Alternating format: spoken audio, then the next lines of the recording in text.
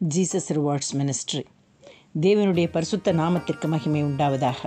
பரமபிதாவே, இதோ நான் அற்புதமும் ஆச்சரியமுமான ஒரு அதிசயத்தை செய்வேன் என்று ஏசாயா மூலமாக வாக்கு தந்த வாக்கு மாறாதவரே, இன்றைய 804ஆம் நாளின் வெகுமதியாக பரிசுத்த வேதாகமத்தின் பழைய ஏற்பாட்டில் ஏசாயாவின் புத்தகத்தின் தொடர்ச்சியை நாங்கள் தெரிந்து கொள்ள செய்ய போவதற்காக கர்த்தாவே உமக்கு அநேக கோடி ஸ்தோத்திரங்களும் நன்றிகளும். சங்கீதத்திலிருந்து கர்த்தருக்கு ஸ்தோத்திரங்கள். இடுக்கண்கள் எவ்வளவாயினும் எங்களை தாங்குபவரே, கர்த்தாவே உமக்கு ஸ்தோத்திரம்.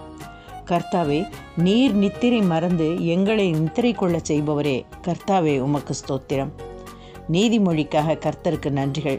ஞானத்தில் பிரியப்படுகிறவன் தன் தகப்பனை மகிழ பண்ணுகிறான் என்றவரே, கர்த்தாவே உமக்கு நன்றி. வேசிகளோடே தொந்திப்பானவனோ ஆஸ்தியை அழிக்கிறான் என்றவரே, கர்த்தாவே உமக்கு நன்றி. பரிசுத்த வேதாகமத்தின் பழைய ஏற்பாட்டில் ஏசாயாவின் புத்தகம் 8ஆம் அதிகாரத்தில் 2 நிறைவேறுதல்களில் ஒன்றான கிறிஸ்துவும் அவரது சீடர்கள் பற்றியும் ஏசாயா கூறியிருப்பதை நாம் கேட்கப் போகிறோம். கர்த்தருடைய கரம் என் மேல் அமர்ந்து அவர் என்னுடனே பேசி, நான் இந்த ஜனத்தின் வழியிலே நடவாதபடி எனக்கு புத்தி சொல்லி விளம்பினதாவது, இந்த ஜனங்கள் கட்டுப்பாடு என்று சொல்கிறதையெல்லாம் நீங்கள் கட்டுப்பாடு என்று சொல்லாமலும், அவர்கள் பயப்படுகிற பயத்தின்படி நீங்கள் பயப்படாமலும் கலங்காமலும் சேனைகளின் கர்த்தரையே பரிசுத்தம் பண்ணுங்கள். அவரே உங்கள் பயமும் அவரே உங்கள் அச்சமுமாயிருப்பாராக.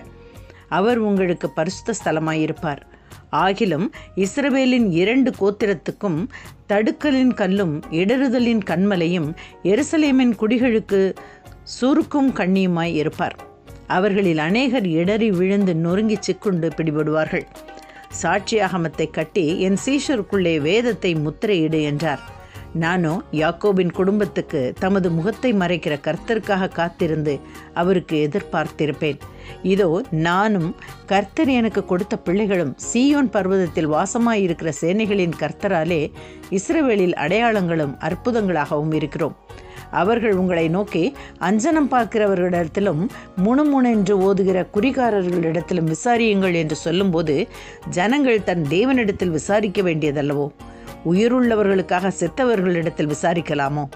வேதத்தையும் சாட்சி ஆகமத்தையும் கவனிக்க வேண்டும். இந்த வார்த்தையின்படி சொல்லாவிட்டால் அவர்களது விடியற்காலத்து வெளிச்சமும் இல்லை.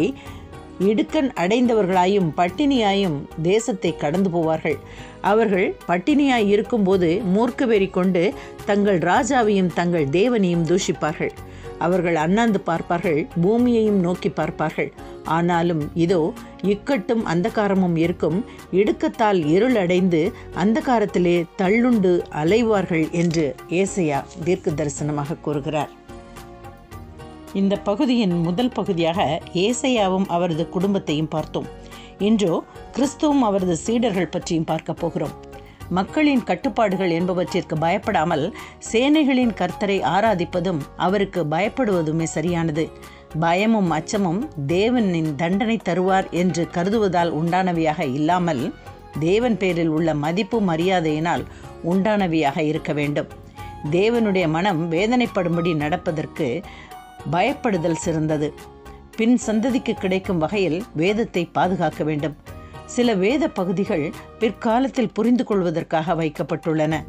கர்த்தருடைய பல வாக்குறுதிகள் தீர்க்க தரிசனங்களாக உடனடியாக நிறைவேறுவதில்லை. நாம் ஆவலோடு ஏசாயாவை போல் காத்திருக்க பழகிக்கொள்ள வேண்டும்.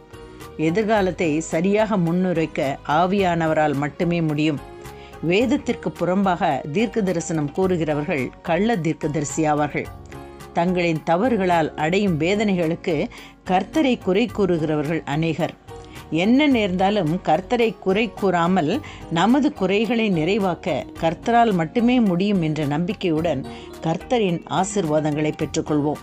பிதாவாகிய தேவனின் அன்பும் கர்த்தராகிய இயேசு கிறிஸ்துவின் தயவும் பரிசுத்த ஆவியின் நட்புறவும் நம் அனைவரோடும் இருப்பதாக. ஆமென். இயேசு கிறிஸ்துவின் இனிய நாமத்தில் இனியும் தொடர்வோம். நன்றி.